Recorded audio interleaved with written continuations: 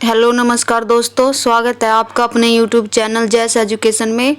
और फ्रेंड्स, हमने 22 अपना अध्याय 22 तक कंप्लीट कर लिया था। खिलजी वंश हमने पिछले चैप्टर में पढ़ा था और आज हमारा शुरू होने वाला है अध्याय 23 दिल्ली सल्तनत, प्रशासनिक, आर्थिक एवं सामाजिक जीवन।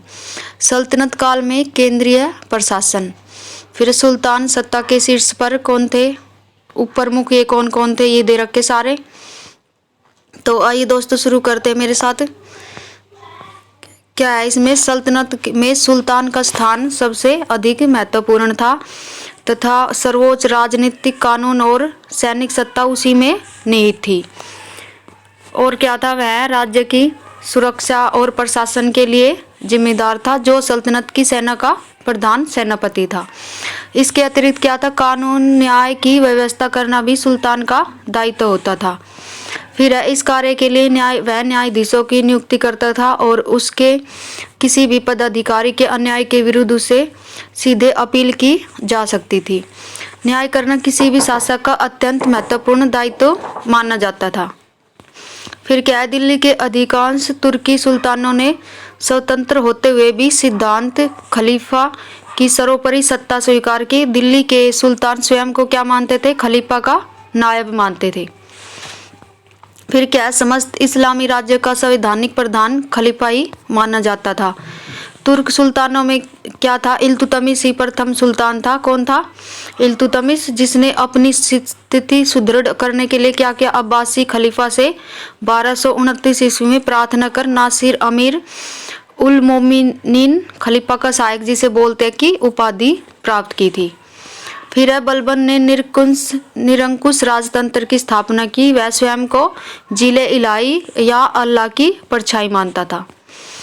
फिर है, 1258 में हलाकू द्वारा अब्बासी खलीफा की हत्या के बाद भी दिल्ली के सुल्तानों ने खलीफा की अधिसत्ता बनाए रखी। अलाउद्दीन खिलजी ने भी खिलाफत का सम्मान किया और उसने मोमिन उल खिलाफत या खलीफा के दाहिना हाथ, जिसे बोलते हैं, और नासिर ए अमीर अल मोमिनीन की उपाधि धारण की। फिर क्या, मुस्लिम शासकों में उत्तराधिकारी का कोई स्पष्ट नियम विकसित नहीं हुआ।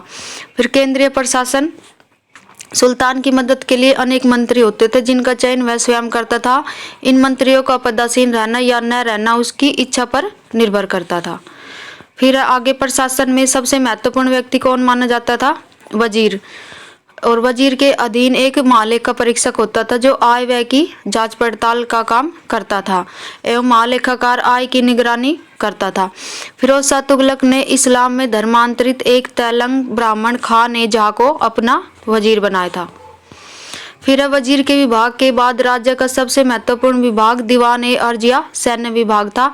इस विभाग के प्रधान को क्या बोलते थे, आरिजे मुमालिक कहा जाता था। सैनिकों की भर्ती करना, उन्हें प्रशिक्षण देना और उनको वेतन देना आरिज के विभाग की मुख्य जिम्मेदारी थी। भारत में आरिज के लिए एक अलग विभाग की स्थापना सर्वप्रथम किसने की थी, बलबन ने की थी। सैन्य व्यवस्था कैसी थी, कैसे दे रखे थे, आप देख लो इसको। सल्तनत काल के प्रमुख वजीर कौन कौन थे, महमूद गजनवी, सुल्तान और वजीर ये अलग से इसमें दे रखे हैं। सुल्तान में कौन थे, महमूद गजनवी, इल्तुतमिश, रजिया, बलबन, अलाउद्दीन खिलजी, मोहम्मद बिन तुगलक, फिरोज तुगलक, सिकंदर लोदी। फिर अलाउद्दीन का आग्रह सैनिक की नियमित हाजिरी पर था। उसने घोड़ों को दागने का चलन भी आरंभ किया, जिससे सिपाही तुच्छ दर्जे के घोड़े सेना में न ला सके। अलाउद्दीन पहला सुल्तान था जिसने सभी सैनिकों को पूरा वेतन नकद अदा करना शुरू किया।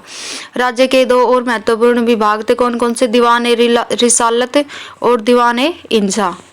इनमें से पहला विभाग धार्मिक मामलों और धार्मिक संस्थाओं, सुपात्र विद्वानों और धर्मवेताओं को दिए जाने वाले अनुदानों का कामकाज संभालता था। उसका सर्वोच्च अधिकारी आला सदर होता था जो सामान्य रूप से प्रमुख काजी होता था, जबकि दूसरा विभाग दीवान ए इंसा राज्य में पत्र व्यवहार के कार्य की निगरानी करता था।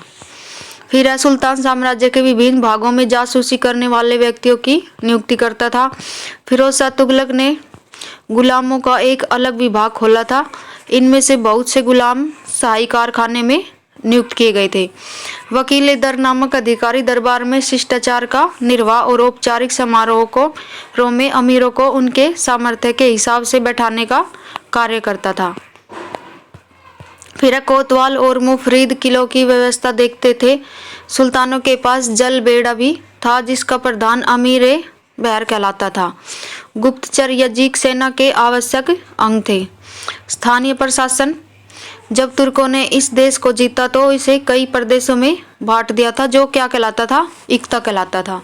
इन इक्ताओं को प्रमुख तुर्क अमीरों के अधीन कर दिया गया। जिन अमीरों को इक्ता दिए गए थे उन्हें मुफ्ती या वली कहा जाता था।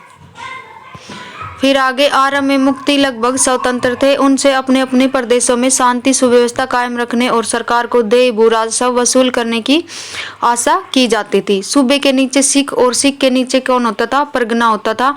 गांव के सबसे महत्वपूर्ण व्यक्ति खूत भूस्वामी बोलते जिसको मुकद्दम या मुखिया थे। फिर आर्थिक और सामाजिक जीवन कैसा था। मोरक्को अर्थात उत्तरी अफ्रीका में टोंजियर का निवासी इब्न बतूता 14वीं सदी में भारत आया। कब आया था? 14वीं सदी में। वह मोहम्मद बिन तुगलक के दरबार में 8 वर्षों तक रहा और उसने संपूर्ण देश की यात्रा की। वह भारत की उपजों के विषय में अत्यंत रोचक विवरण छोड़ गया जिनमें फल फूल और जड़ी बूटियां शामिल है। फिर क्या है, इब्न बतूता के अनुसार भारत की मिट्टी इतनी उपजाऊ है कि साल में 2-2 फसलें उगाई जाती है तथा चावल की 3-3 फसलें पैदा की जाती है। उसके अनुसार अलसी, गन्ना और कपास भी पैदा की जाती थी। ये फसलें ग्रामोद्योगों के लिए आधार का काम करती थी।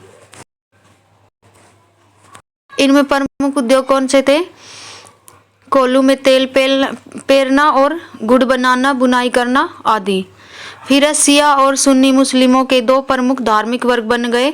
इसी प्रकार नस्ल और जाति के आधार पर तुर्क, अफगान, मंगोल, सैयद और पठान आदि वर्गों का उदय हुआ।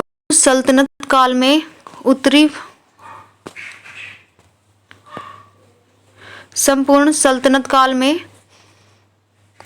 उत्तरी भारत में सुन्नियों का प्रभाव बना रहा क्योंकि दिल्ली के सुल्तान सुन्नी मतावलंबी थे, परंतु दक्षिण भारत में शिया संप्रदाय अधिक प्रबल था। दक्षिण भारत के प्रमुख मुस्लिम राजवंशों की स्थापना शिया मतावलंबियों ने की थी, जिन भारतीयों ने इस्लाम धर्म स्वीकार कर लिया था। फिर मुस्लिम के में एक वर्ग विदेशियों का था। मध्य एशिया की अनेक मुस्लिम जातियां भारत में आकर बस गई थी। फिर व्यापार और उद्योग व्यापारी कैसे था? इब्न बतूता ने दिल्ली को इस्लामी दुनिया के पूर्वी हिस्से का सबसे बड़ा नगर कहा। किसने? इब्न बतूता ने।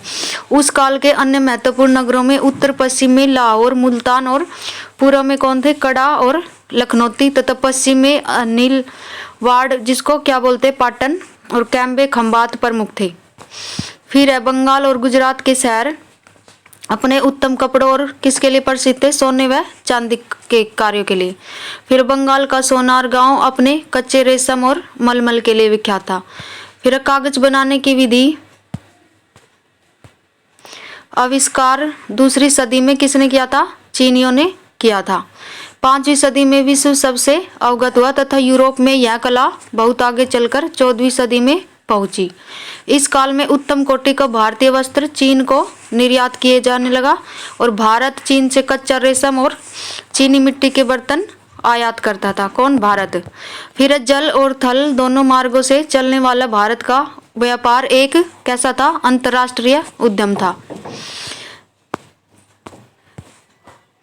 हिंद महासागर के रास्ते होने वाले व्यापार में अरब लोग सबसे बड़े क्या थे? साझेदार थे, लेकिन वे भारत के तमिल और गुजराती व्यापारियों को, जिनमें हिंदू और मुस्लिम दोनों शामिल थे, इस मार्ग से होने वाले व्यापार के क्षेत्र से हटा नहीं पाए थे।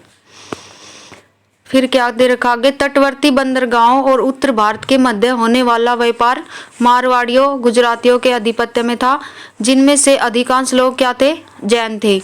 इन्होंने मंदिर निर्माण में महत्वपूर्ण योगदान दिया था। किसने? जैनों ने। फिर मध्य पश्चिमी एशिया के साथ थल मार्ग से होने वाला व्यापार मुल्तानियों अर्थात अधिकांश हिंदू और खुरासानियों, अफगान, ईरानी आदि के हाथों में था। कैम्बे किसे कहते थे? गुजरात में था जो एक स्थान, एक बड़ा नगर था जिसमें बहुत से समृद्ध क्या रहते थे? व्यापारी रहते थे। उनके पास सुंदर पत्थर और गारे से बने ऊंचे ऊंचे महल थे जिनकी छतें अच्छी किस्म की खपरेलों से बनी हुई थी। ये संपन्न व्यापारी और कुशल कारीगर आरामदायक जिंदगी बिताते थे तथा अच्छा खाना पहनने के अभ्यस्त थे। फिर बर्नी के अनुसार बर्नी क्या कहते हैं कि मुल्तानी व्यापारी इतने समर्थ थे कि उनके घर सोने चांदी से भरे होते थे तथा अमीर लोग इतना शाही खर्च करते थे कि जब वे कोई भोज या समारोह आयोजित करना चाहते तब वे उन्हें पैसा उधार लेने के लिए मुल्तानियों के घर नहीं भागना पड़ता था। फिर है चोर डाकुओं और लुटेरे कबीलों के कारण उन दिनों यात्रा करना कठिन था। फिर भी राजमार्ग को अच्छी हालत में रखा जाता था तथा यात्रियों की सुरक्षा व सुविधा के लिए उन पर जगह जगह सराय बनी होती थी। पेशावर से सोनार गांव तक पहुंचने वाले राजमार्ग के अतिरिक्त मोहम्मद तुगलक ने दिल्ली से दौलताबाद तक एक बड़ा सड़क निर्माण करवाया था। देश के एक भाग से दूसरे भाग तक तेजी से डाक पहुंचाने की व्यवस्था की गई थी। यह काम डाक को मंजिल दर मंजिल एक स्थान से दूसरे स्थान ले जाने वाले अलग अलग घोड़ों या हरकारों द्वारा किया जाता था। हरकारों लोग कुछ किलोमीटर की दूरी पर डाक व्यवस्था के लिए विशेष रूप से बनाए गए मचानों पर बैठे रहते थे तथा पिछले पड़ाव से डाक लेकर वे अगली मंजिल के लिए तुरंत भाग पड़ते थे। हरकारा दौड़ते समय एक घंटी बजाता रहता था ताकि अगली मंजिल पर बैठे व्यक्ति को उसके आगमन की आहट लग जाए तथा वह डाक लेकर आगे जाने की तुरंत तैयार हो जाए। फिर जब मोहम्मद तुगलक दौलताबाद में था तब इन्हीं हरकारों के द्वारा उसके पीने के पानी का प्रतिदिन यमुना से ले जाया जाता था। फिर संचार व्यवस्था कैसी थी? संचार व्यवस्था में सुधार होने तथा जल एवं थल दोनों मार्गों से व्यापार में वृद्धि होने से इस काल में आर्थिक जीवन विकसित हुआ। तुर्कों ने कई नए शिल्प तकनीकें आरंभ की और पुराने शिल्प एवं तकनीकों को लोकप्रिय बनाया। कागज बनाना, शीशा बनाना, चरखा और अच्छी किस्म का करगा आदि शिल्प के अन्य उदाहरण थे।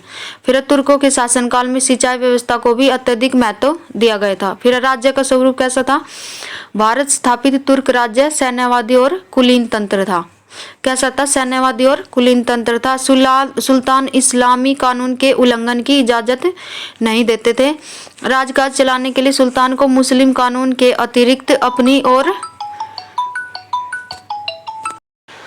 फिर भारत में राज्य का स्वरूप कैसा था? सैन्यवादी और कुलीन तंत्र था। सुल्तान इस्लामी कानून के उल्लंघन की इजाजत नहीं देते थे। फिर राजकाज चलाने के लिए सुल्तान को मुस्लिम कानून के अतिरिक्त अपनी ओर से जरूरी विनय भी बनाने पड़ते थे जिन्हें क्या जवाबित कहा जाता था।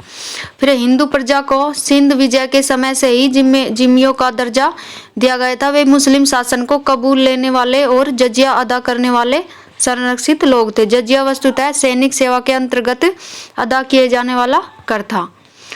तो धन्यवाद दोस्तों, आज के लिए इतना ही। हमारा ये चैप्टर होता है यहाँ पे समाप्त और हम अपना शुरू करेंगे कल अगला टॉपिक, अगला चैप्टर। धन्यवाद।